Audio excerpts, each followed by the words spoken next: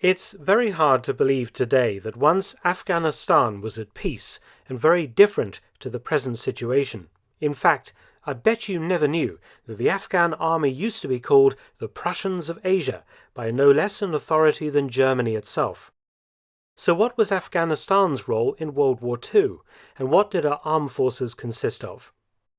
For hundreds of years, Afghanistan was a buffer state, one of a series of mountainous kingdoms on the fringes of British India that the British turned into client states in order to keep some space between the subcontinent and the Tsarist and later communist Russia and imperial and later republican China.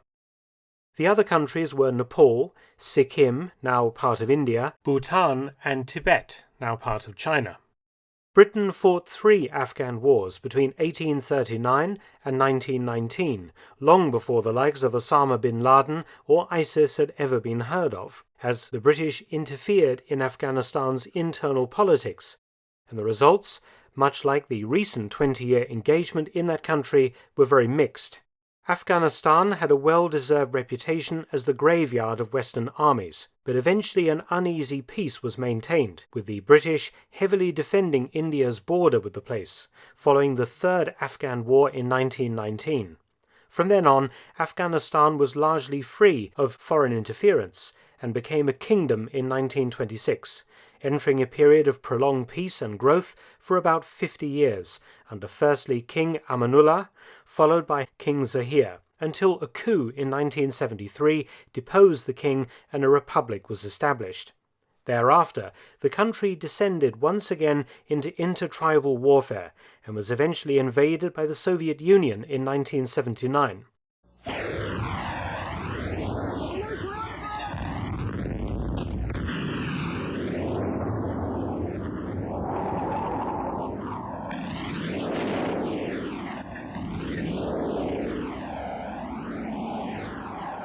The Soviet-Afghan conflict ended with Russian withdrawal in 1989, and by 1996 the Taliban, an Islamic fundamentalist group, had captured most of the country. In 2001, America tried to succeed where the British and Soviets had failed in the past, and invaded, with British help, and we all know the outcome of that particular adventure. So between 1926 and 1973, Afghanistan experienced something of a golden age. Stable government, some reforms and modernizations, foreign diplomatic ties to the great powers, and a properly organized military force, the Royal Afghan Army. Afghanistan had always been a strongly militarized nation stemming from its ancient taxation system. The provinces and small towns and villages had a choice. They could remit taxes to the royal treasury in Kabul as money or in armed soldiers to form the king's army. The second option was more popular, and meant that for hundreds of years local tribesmen were trained in warfare and routinely armed. The common rifle being the Jezail flintlock that continued in service well into the 20th century. During World War I, Afghanistan had remained neutral, but following the 1919 war with Britain, actually started purchasing modern rifles from, guess who, the British, primarily the Enfield P14. This bolt-action 5-round weapon, chambered in the .303 British cartridge, would remain the Royal Afghan Army's standard rifle well into the 1950s. They also bought surplus Martini-Henry Mk2 Carbines, a much older weapon, many later being transferred to the police. The Royal Afghan Army of World War II looked decidedly German. Germany and Afghanistan had good relations, dating to the late 19th century. In 1916, during World War I, a trade and friendship treaty was signed, the Germans trying to undermine British influence in the region. The Germans promised to supply the Afghans with rifles and artillery. However, due to the deteriorating war state, they were unable to do this. However, in 1926, a further friendship treaty was signed between Weimar Germany and Afghanistan, and a German embassy opened in Kabul in the same year. King Amanullah even visited Germany in 1928, meeting Reich President Paul von Hindenburg. After Adolf Hitler came to power in Germany, Afghanistan established even closer ties with the country, and a weekly Berlin to Kabul air service was set up. Organisation Todt, the Nazis' militarized civil engineering service, was sent to Afghanistan to oversee many new projects to modernize the nation and improve its armed forces. Hitler provided Afghanistan with 15 million Reichsmarks to improve its armed forces. Also operating in-country was a small German Abwehr military intelligence section, keeping tabs on British and Soviet activities in the region. Afghanistan also possessed an air force. The Afghan Royal Air Force, the ARAF, was founded in 1924. It initially consisted of just 2 British Bristol F2bs, flown by 2 former World War I German military pilots. In 1925, the Soviet Union, keen to make friends with the Afghans, presented the ARAF with an entire squadron of R-2 bombers and agreed to train 50 Afghan pilots to operate them.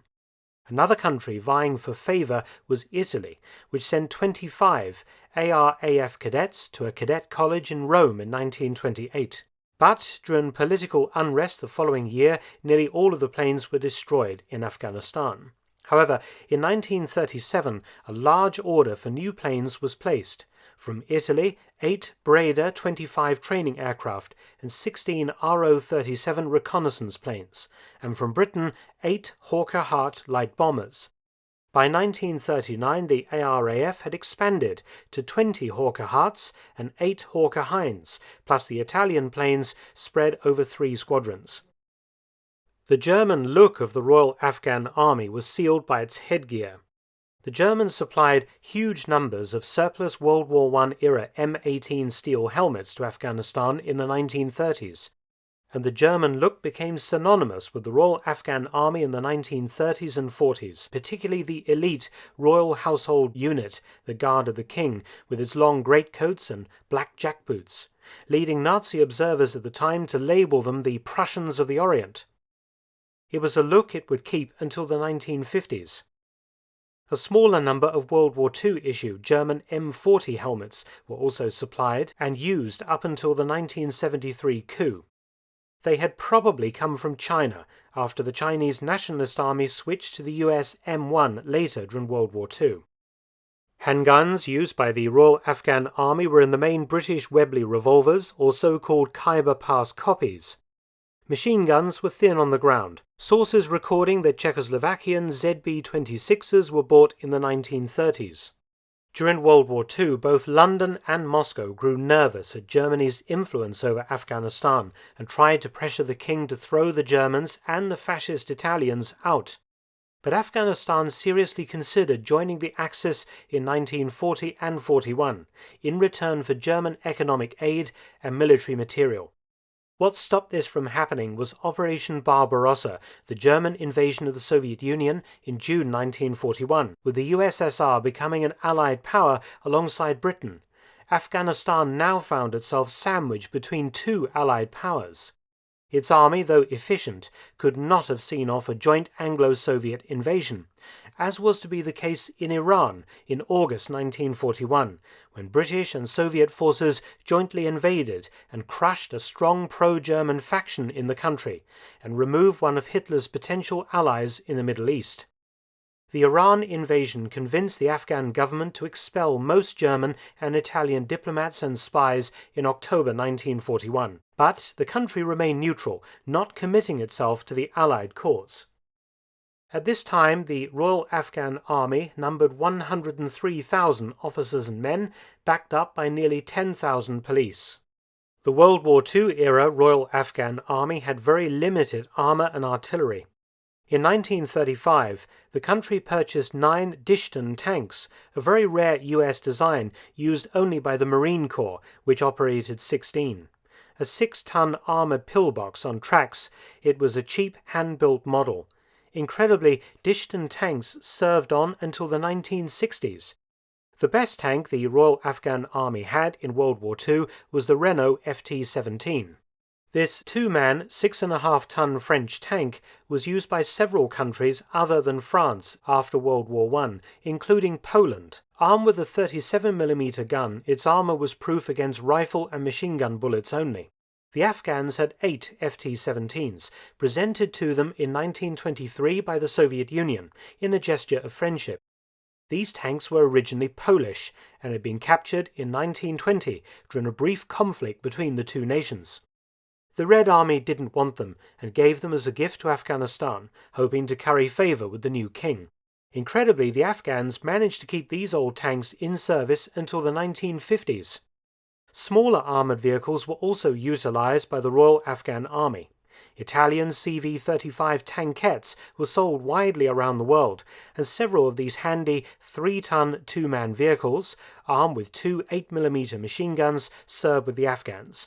Again, they served on long beyond obsolescence into the 1960s and early 1970s. Also supplied by Benito Mussolini were a few Lancia 1 ZM armoured cars, a 4-ton twin machine gun vehicle with a 6-man crew. Regarding artillery, during World War II, old Schneider guns, still drawn by teams of horses, were the main field artillery available to the Afghans. After the war, the Royal Afghan Army benefited from the masses of cast-off World War II weaponry and vehicles floating around the international market, and the Army received a lot more up-to-date equipment.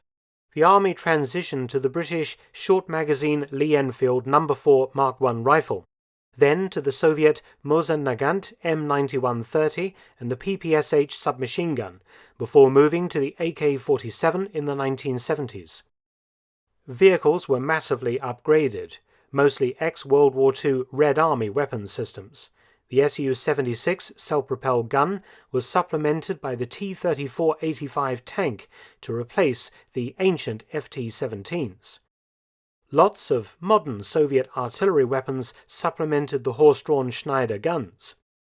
But this upgrade in weapons didn't prevent internal politics from leading to the toppling of King Zahir in a coup in 1973.